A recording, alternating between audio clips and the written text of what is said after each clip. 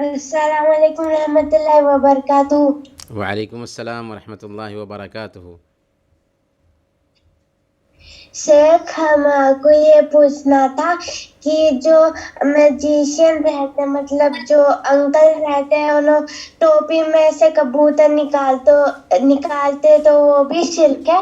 ہاں، نکالتے وہ یہ شرک ہے کیا؟ یہ سب کے سب جادوگروں کا کام ہوتا ہے، یعنی یہ جو عمل ہوتا ہے جادوگروں کا ہی کام ہوتا ہے، یہ سب جادو ہی کی شکل ہے، نظر بندی ہوتی ہے۔ اصل میں وہ ٹوپی میں سے کبوتر نکالتا نہیں، بلکہ وہ نظر بند کر کے آپ کو ویسے دکھلایا جاتا ہے، تو یہ سب کے سب جادو ہی کی ایک شکل ہے۔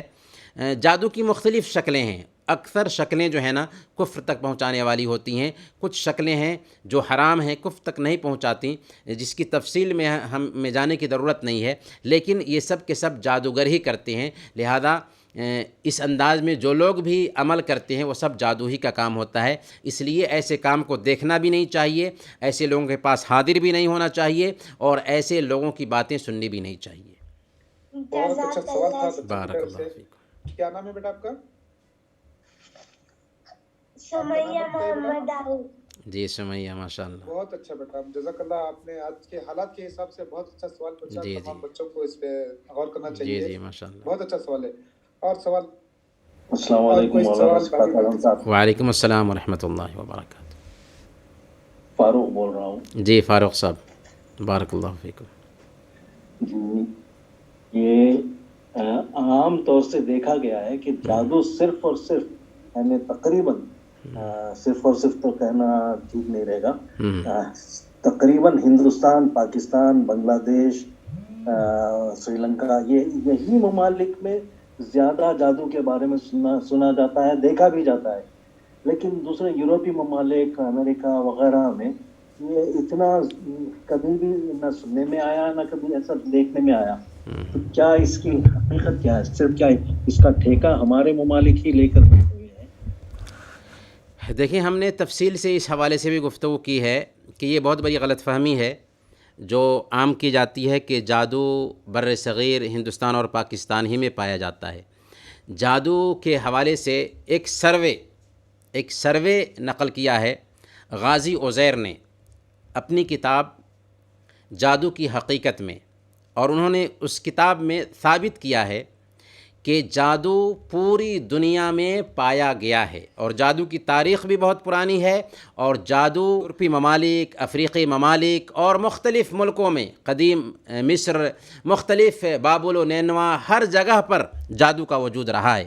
رہی بات جادو کے انکار کی، تو جن لوگوں کا ایمان اللہ کی ذات پر نہیں ہوتا ہے یا شیاطین اور جنات کی دنیا پر نہیں ہوتا ہے، وہ لوگ اس کا آسانی سے انکار کرتے ہیں، لیکن بحیثیت مسلمان جادو پہ ایمان رکھنا یہ ہمارے ایمان کا حصہ بن جاتا ہے۔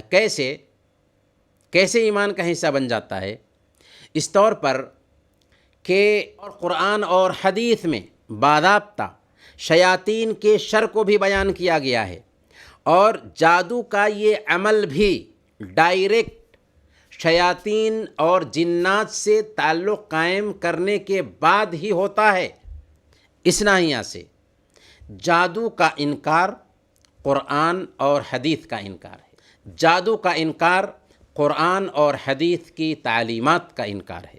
اس لیے یہ بات بالکل نہیں کہی جا سکتی کہ جادو صرف بر صغیر پاک و ہند میں۔ ہاں، اتنا ضرور کہا جائے گا کہ کچھ بیماریاں یا کچھ برائیاں ایسی ہوتی ہیں جو کسی خاص خطے میں پائی جاتی ہیں، تو بر صغیر کا جو علاقہ ہے، اس علاقہ میں جادو کو دھرم نے اہمیت دی، اور جیسا کہ ہم نے اپنی گفتگو میں اشارہ بھی کیا کہ کچھ دھرموں نے جادو کو اختیار کیا کیونکہ دھرم اس کے بغیر چل ہی نہیں سکتا تھا، اس لیے اس کی کثرت پائی گئی۔ تو بر صغیر پاک و ہند میں جادو کی کثرت کی بنیادی وجہ یہ ہے کہ دھرم نے اس کو سہارا دیا، اور آج بھی ہمارے سماج میں اس کو قبول کیا جاتا ہے،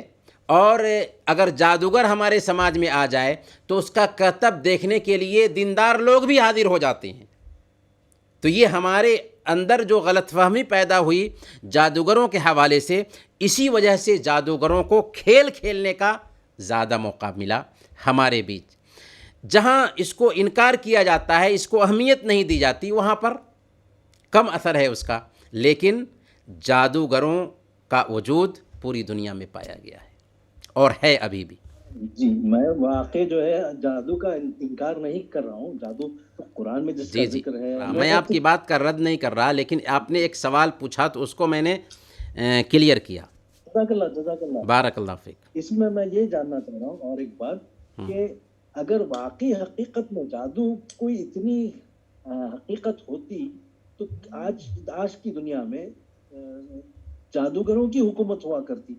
یہ اتنے ووٹنگ ہونا، یہ اتنا پیسہ خرچ کرنا، یہ لوگ جادو کے ذریعے سے ووٹ لے لیتے، جادو کے ذریعے جو اپنی سیٹ حاصل کر لیتے. یہ ایک میرا اس میں چھپا ہوا سوال تھا. جی دیکھیں، جادوگر کتنا بھی ہے تو اس کا شر جو ہے، اس کا شر، جادوگر کا جو شر ہے، جادوگر کی جو برائی ہے بہت محدود ہے.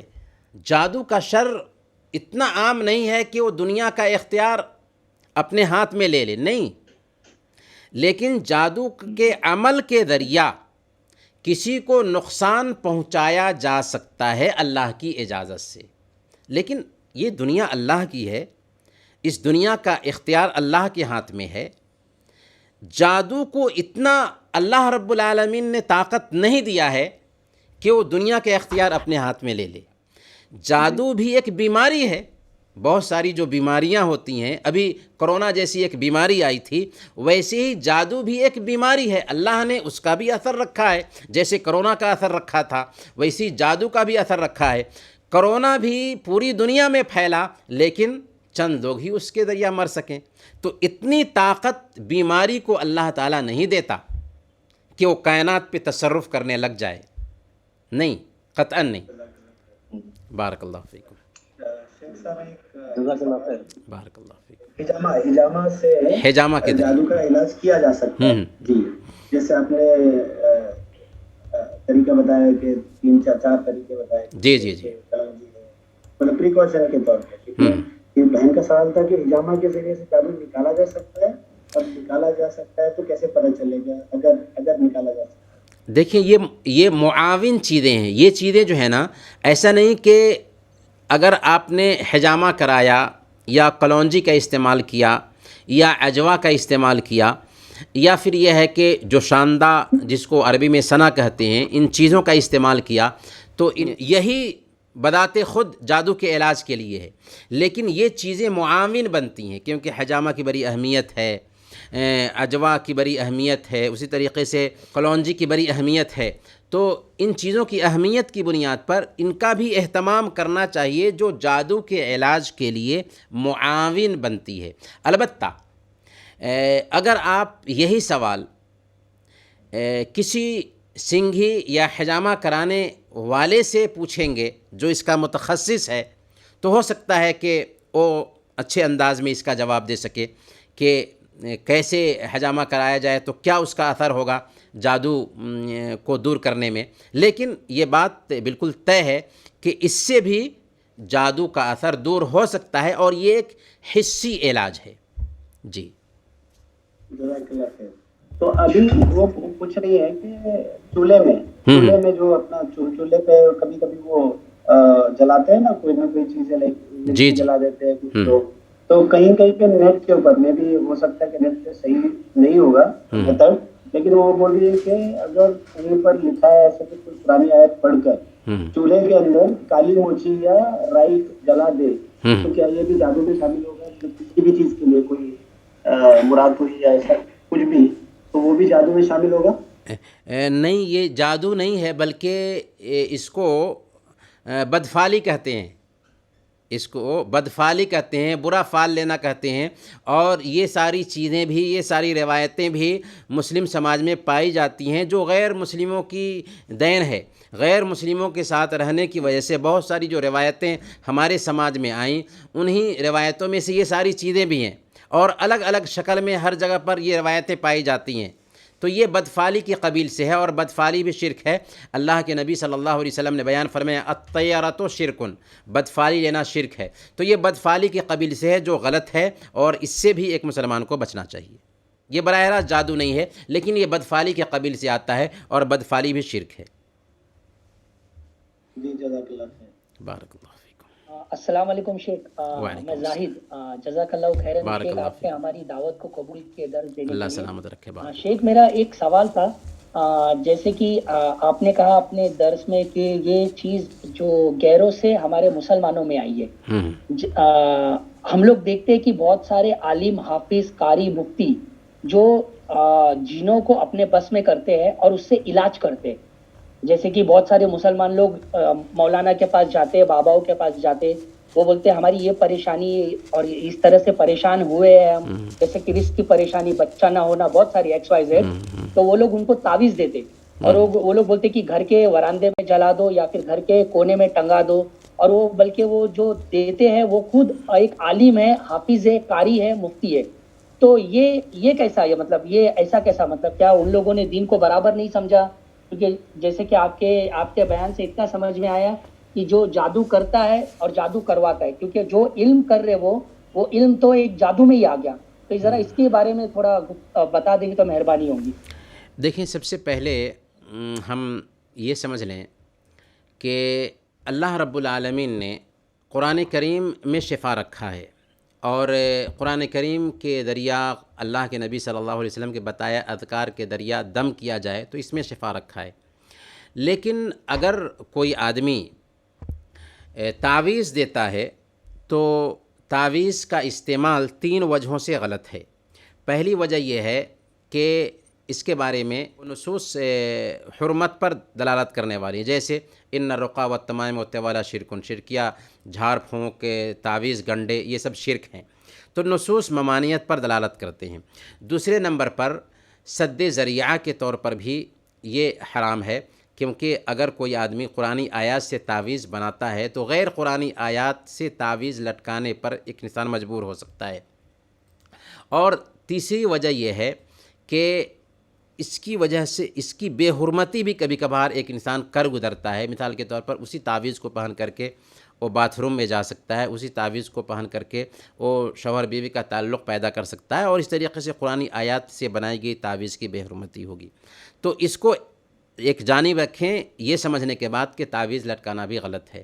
یہ الگ بات ہے کہ بہت سارے لوگ قرآنی تعویذ بناتے ہیں۔ رہی یہ بات کہ بہت سارے ایسے علماء ہیں یا قاری ہیں، حافظ ہیں جو ایسا کرتے ہیں، تو ہمیں کسی کے عمل کی طرف نہیں دیکھنا ہے، ہمیں دیکھنا ہے قرآن اور حدیث کو۔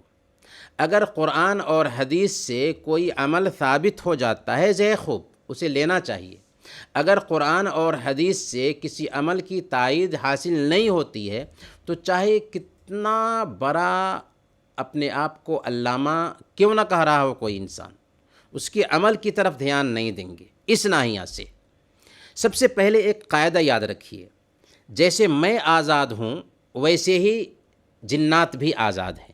اگر شیاطین کو قبضہ میں کیا جا رہا ہے تو وہاں تو حرام ہوگا ہی، کیونکہ شیاطین کو قبضہ میں کرنے کے لیے جب تک کہ آپ شریعت کی مخالفت نہیں کریں گے، یہ مسلم قضیہ ہے، یہ قضیہ مسلم ہے، چاہے کوئی آدمی اپنے آپ کو کتنا ہی پختہ اور دین کا عالم کیوں نہ باور کرا رہا ہو، لیکن یہ مسلم قضیہ ہے کہ اگر شیطان کو آپ اپنے قبضہ میں کرنا چاہتے ہیں یا شریر جنات کو اپنے قبضہ میں کرنا چاہتے ہیں تو شریعت کی نافرمانی کرنی ہوگی، قرآن اور حدیث کی بے حرمتی کرنی ہوگی، اللہ اور اس کے رسول کو گالی دینی ہوگی۔ یہ مسلم قضیہ ہے، اور ایسا کرنے کے بعد ہی شیطان یا شریر جنات آپ کے تابع ہوگا۔ رہی یہ بات کہ عام جنات کو کسی انسان نے اپنے قبضہ میں کیا، تو جیسے ایک عام انسان آزاد ہے ویسی جنات بھی آزاد ہے۔ جیسے اللہ تعالیٰ نے ایک عام انسان کو آزاد پیدا کیا ہے ویسی جنات کو بھی آزاد پیدا کیا ہے۔ ہمیں اختیار نہیں ہے کہ کسی انسان کو غلام بنائیں، تو پھر آپ کو کیسے اختیار ہے کہ کسی جنات کو آپ غلام بنائیے؟ اپنے قبضہ میں کیجئے. اور جو جنات کسی کے قبضہ میں ہوتا ہے وہ اسی وقت قبضہ میں آتا ہے جب کہ آپ کسی طرح کی نافرمانی کریں، اور یہ مسلم قضیہ ہے. تو پھر کس طور پر گنجائش نکل سکتی ہے ایسا کام کرنے کی؟ اسی لیے اس راستے میں جو لوگ بھی جاتے ہیں وہ اچھے لوگ نہیں ہوتے. ہاں، جس کا قرآن اور حدیث پر عمل ہے اور اس نے جادو وغیرہ کے حوالے سے تحقیق کیا ہے، کاہنوں نجومیوں کے شر سے بچانے کا وہ تجربہ رکھتے ہیں اور علاج کرتے ہیں کتاب و سنت کے مطابق دم کر کے، تو ایسے لوگوں کے پاس ضرور جانا چاہیے. نہ یہ کہ آپ تعویذ بانٹنے والوں کے پاس جائیں اور وہ بھی عجیب عجیب طرح کا کام کرنے کے لیے کہیں گے. تو ایسے لوگوں سے ہم دور ہی رہیں، کیونکہ یہ ہمارے ایمان کے سوداگر ہوتے ہیں عام طور پر. امید کہ ہماری بات واضح ہوگی. جزاک اللہ خیرن شیخ. اور جیسے کہ رقیہ سے جو علاج ہوتا ہے ویسا ہم کر سکتے ہیں؟ جی ہاں، بالکل. جزاک اللہ خیر. ایک لیڈی کا سوال ہے، ایک سسٹر کا، how to know that whether we have affected by black magic. مطلب یہ کہہ رہے کہ ہم کو کس طرح سے پتہ چلے گا کہ ہم پہ بلیک میجک ہوا ہے؟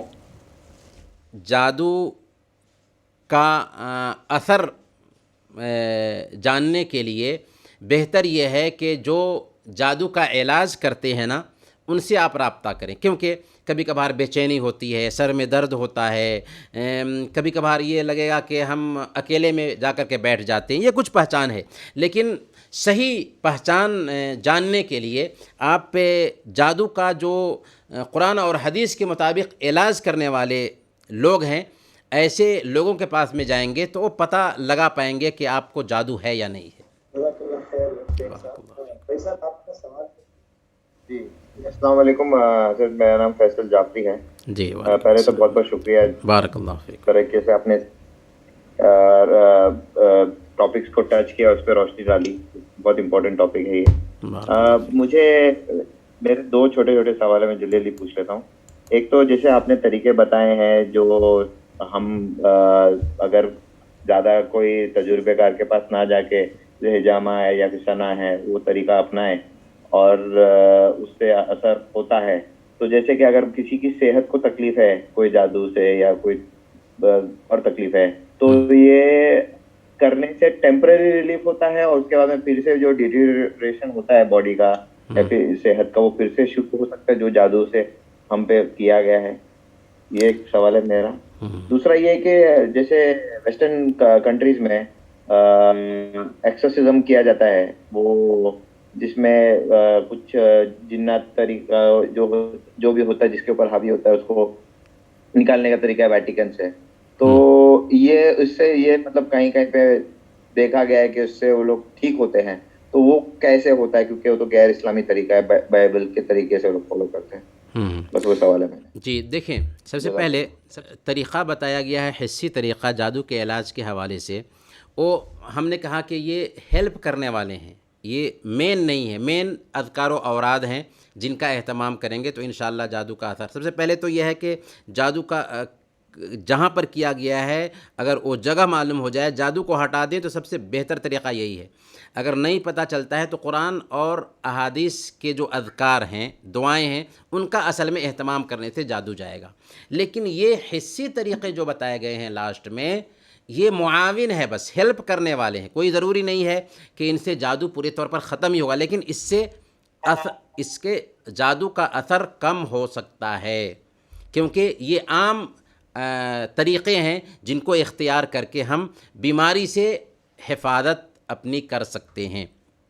لیکن جادو کے علاج کے لیے ویسٹرن کلچر میں جادو کا علاج ہوتا ہو یا ہمارے ملک ہندوستان پاکستان میں ہی جو دوسری قومیں جادو کا علاج کرتی ہیں، ایسے لوگوں کے پاس جا کر کے جادو کا علاج نہیں کرانا چاہیے، کیونکہ وہ یا تو جادو کے ذریعہ جادو کا علاج کریں گے اور یہ بھی غلط ہے، اور یا پھر یہ ہے کہ آپ سے غلط کام کرائیں گے، کبھی کبھار کفر اور شرک کا ارتکاب کرائیں گے اور آپ کو احساس بھی نہیں ہوگا. کبھی کبھار احساس نہیں ہوتا ہے ایک انسان سے اور غلط کام کرا لیا جاتا ہے اس سے.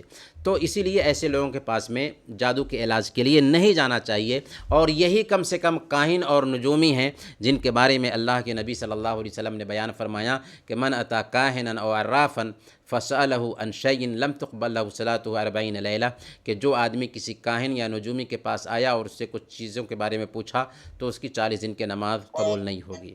تو ہمیں جادو کے علاج کے لیے شرعی اذکار کا اہتمام کرنا چاہیے، یا شرعی اذکار کے ذریعہ جو علاج کرنے والے ہوں ہمارے سماج میں ان سے رابطہ کرنا چاہیے۔ نہیں ایکچولی میں یہ پوچھا تھا کہ جیسے عیسائی قوم ہے تو عیسائی قوم عیسائیوں کے پاس جائے گی تو ان کا ویٹیکن ہے، اب وہ ویٹیکن میں جو طریقہ ہے وہاں پہ وہ سالو کرنے کے لیے وہ بائبل سے سالو ہوتا ہے، تو وہ بھی سالو ہوتا ہے، تو میں بس وہ پوچھنا چاہتا تھا وہ کیسے سالو ہو جاتا ہے؟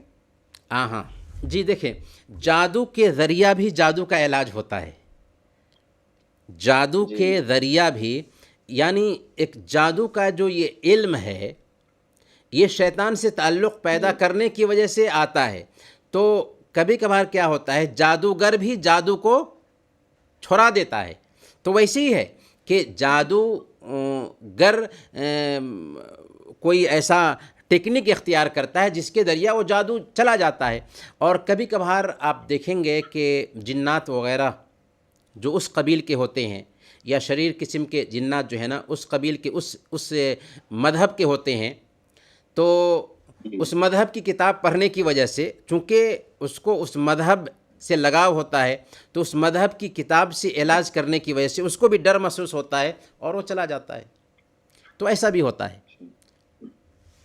جی شکریہ، بارک اللہ۔ جی ریحان قریشی آپ کا سوال پوچھ سکتے ہیں۔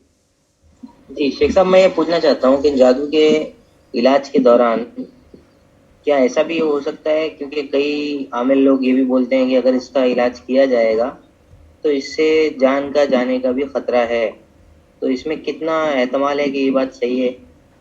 نہیں، ایسا نہیں ہے کہ جادو کی وجہ سے یا جادو کا علاج کیا جائے تو جان جانے کا خطرہ ہے۔